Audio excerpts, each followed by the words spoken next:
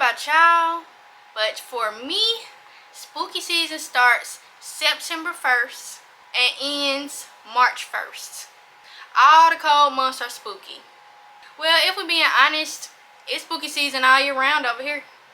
Fall is for ghosts, winter is for vampires, and summer is for slashers. Spring is the only one I don't know about. Maybe zombies? Nah, they would get hot and then stink really bad. Zombies gotta be winter too. Let me know in the comments what you think spring is for. But to get back on topic, I have made the perfect spooky season reading list, and I want to share it with you. We got horror, thriller, dark fantasy, and even some witchy romances. So let's get right into it. The first book is Their Vicious Games by Joelle Wellington. Adina Walker knows that she has to work twice as hard to get half as much. So when one lost moment of control leaves her blacklisted from the Ivy League college that she got accepted to, she will do anything to regain the future that she has worked so hard for.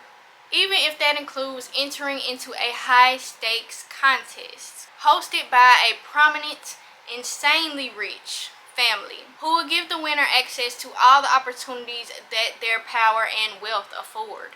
But when Adina gets to the competition, she realizes that it's not just make or break for her. It's life or death. I always love a book with a cutthroat competition. So like, I'm sure we're gonna be seeing some death, I'm sure we're gonna be seeing some killing. It might turn into some battle royale type of stuff. I'm excited to see what's gonna happen. Next, The Grimoire of Grave Fates, edited by Hannah Alcoff and Margaret Owens. I'm so excited for this one. I have never heard of a book like this before, let me tell you. This is a young adult murder mystery set at a magical school with 18 different chapters told from different point of views, and each person is trying to solve the mystery. And it's a short story collection, so there's a different author for each chapter. I have never seen anything like that before. I am a little scared though, because, you know, with short story collections, I like to be able to quit reading a story if I'm not enjoying the writing style. And since these stories are so interconnected, I can't stop. I have to read it all. So I'm a little bit scared for that. But I have high hopes that the authors are going to do what needs to get done. Next, we have Shadow Coven by S. Isabel. This is the sequel to The Witchery, which I obviously cannot tell you what the sequel is about without spoiling the first book. But The Witchery is about 14 witches who have to get together to break a curse that is on their town that causes wolves to rise up out of the town's swamp and feed. I'm reading the sequel. I'm a little bit scared because I have not had the best luck with sequels, but I'm hoping for the best. The next book is Unwieldy Creatures by Addie Sy. This is a gender-swapped retelling of Frankenstein. That's all I know about the book, and that's all I need to know. Frankenstein is one of the very few white classics that I have enjoyed, so I'm excited to see this new take on it. Shutter by Ramona Emerson. This is about Rita, a forensic photographer working for the Albuquerque Police Department. But Rita has a secret. She can see the ghosts of the victims of the crime committed, and the ghosts point her to clues that the police miss. So when Rita is sent to photograph a scene of a supposed suicide, the furious ghost of the victim tells Rita, "No, I was murdered. I did not commit suicide." And the ghost latches onto her, forcing her on a quest for revenge against the killers. This is part crime thriller, part supernatural horror, so it sounds like it's gonna be so good. I didn't even talk about my new spooky season setup. Do you see it? Do you see it? You see how I get into the spooky vibes? I'm a spooky girl. Devil's Hill by E. Reyes. I'm gonna read you what this say. Welcome to Devil's Hill, Arizona, a place that runs rampant with the occult, paranormal, and supernatural.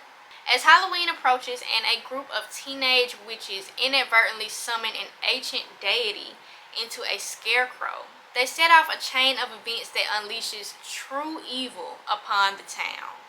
Does that now sound amazing? So it's a collection of interconnected short horror stories. I fell in love with this author after reading his short story in the Latinx Screams anthology, and I really need to read more from him. Next, Man-Made Monsters by Andrea L. Rogers. This is another horror short story collection, following one extended Cherokee family across centuries, with stories featuring vampires, zombies, werewolves, and more. I took a look at the little sample ebook of this, and it includes really interesting illustrations throughout the book. I always love it when illustrations are included in a book. It always makes me, I don't know, it's like it makes me more intrigued by the story or something. So, I can't wait. I keep saying I can't wait. You would think with all the books I read, I would have a bigger vocabulary than that. Before I continue, let me know down in the comments what books are on your spooky season reading list. Or just leave me a little black heart emoji so that I know that you made it this far into the video.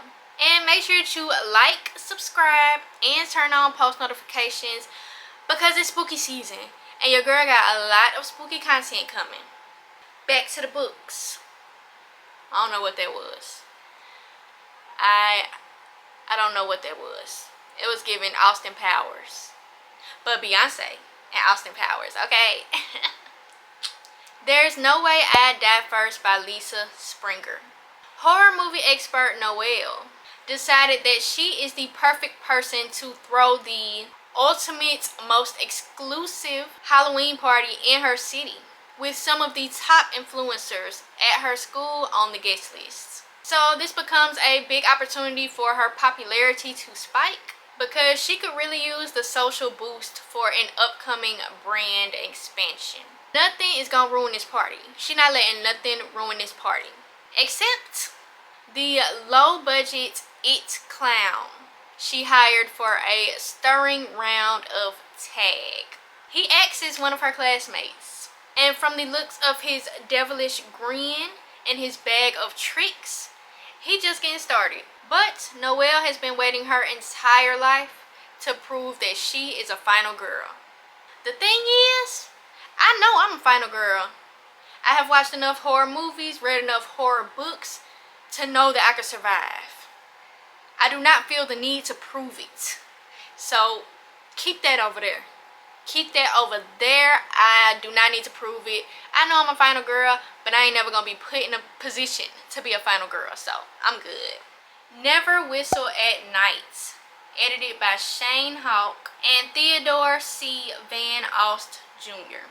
Many indigenous people believe that one should not whistle at night, and this belief takes many forms. But what all the legends have in common is the certainty that whistling at night can cause evil spirits to appear and even follow you home. I feel like this gonna be scary for real. Like not no little cutesy nothing, like actually scary and horrifying.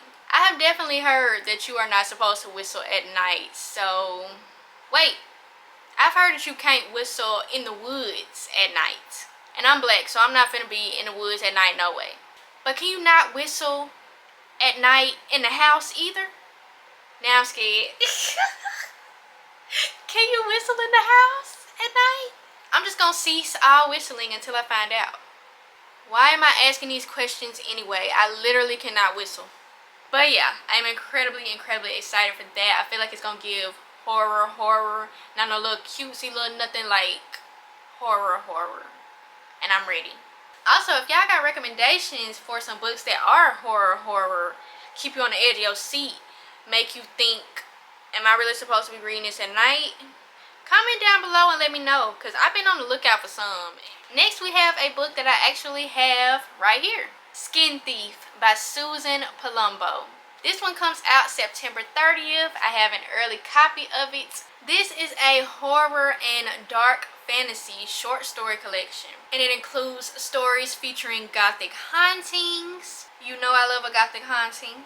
Shape-shifting and Trinidadian folklore. I do not know much at all about Trinidadian folklore, so I'm excited to see what's going to be in this collection. Okay. I'm so excited for this next one. Where Sleeping Girls Lie by Farida Abike Ayemide. This one is not out till March 19th of 2024. But your girl is feeling real special because I have an early copy. This was described as, what if the unfriendly black hotties from Mean Girls were the main characters in a murder mystery? I don't know anything else, and I don't need to. That sounds like the literal perfect book for me. Ace of Spades by this same author was everything, one of my favorite books of all time. So I can't wait to see what she's gonna do with this. Something Kindred by Sierra Birch. This one comes out April 2nd, 2024, and once again, I am very blessed to have an early copy. Jerica had planned to spend the summer with her friends, soaking up the sun, but instead she is stuck in Coldwater, Maryland, a small town with a dark and complicated past, where her estranged grandmother lives, someone she knows only two things about: her name and the fact that she left Jerica's mother and uncle when they were children. But now Jerica's grandmother is dying, and Jerica's mother has made her come along to say goodbye. But she soon discovers that Coldwater has some unsettling secrets. The more you try to leave, the stronger the town's hold on you.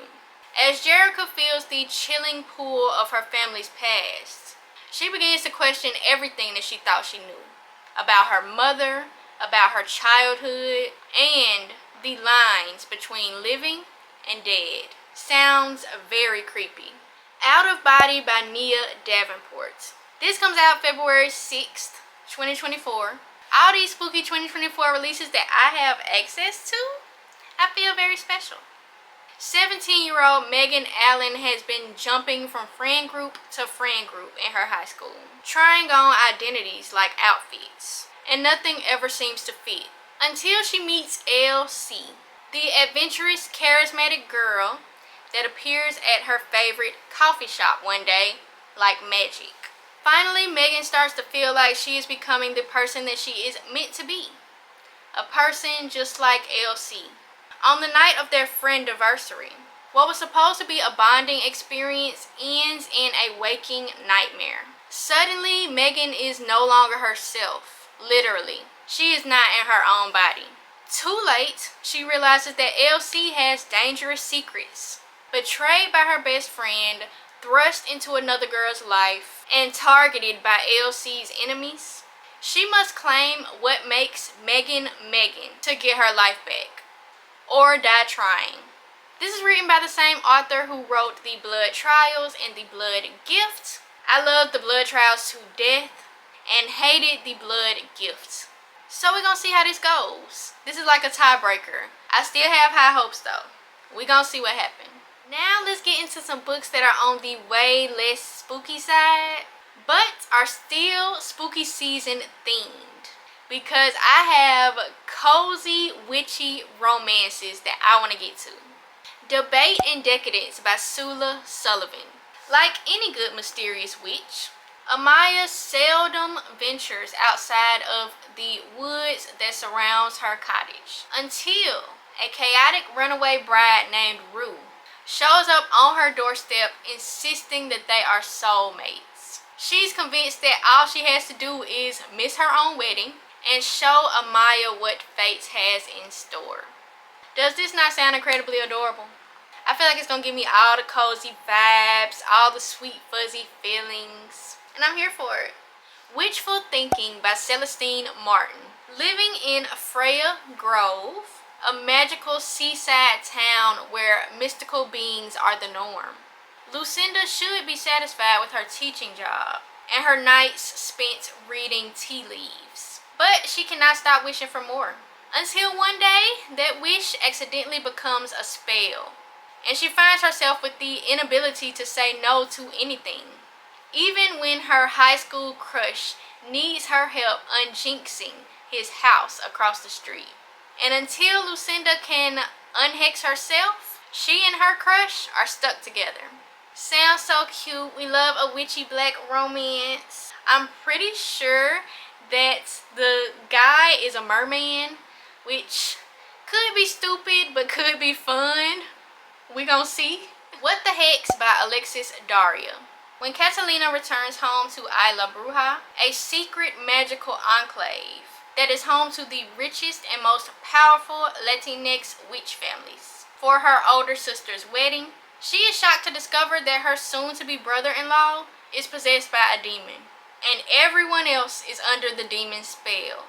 Well, almost everyone. Not Diego, younger brother of the groom and Kat's childhood rival. With only 3 days until the wedding, Kat and Diego must work together to break the spell and defeat the demon. If they fail, demonic forces will control two of the most powerful witches on Isla Bruja. This definitely sounds less like a romance, which I'm kind of hoping for, because the plot sounds so good. I feel like the romance part should be like very small, because I need to know how they're going to defeat this demon. I don't really care if they're kissing or not. I just need to know how they're going to defeat this demon. If you want some books to add to your spooky season reading list, check out my ultimate guide to gothic books for more recommendations. See you in the next video.